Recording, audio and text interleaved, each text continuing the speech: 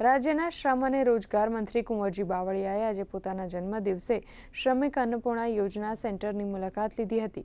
મંત્રીએ શ્રમિકોને મળતી સુવિધાઓનું નિરીક્ષણ કરી તેમની સાથે સીધો સંવાદ સાધ્યો હતો।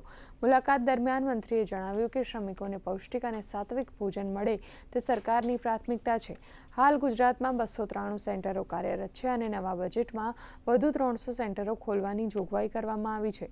મંત્રીએ ભોજનની સાથે સેન્ટર પર ઉપલબ્ધ હેલ્થ ચેકઅપ સુવિધા અને આરોગ્ય રથની પણ વિગતો મેળવી હતી।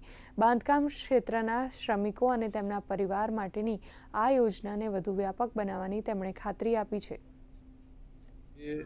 ગુજરાતમાં 293 જેટલા સેન્ટરો છે।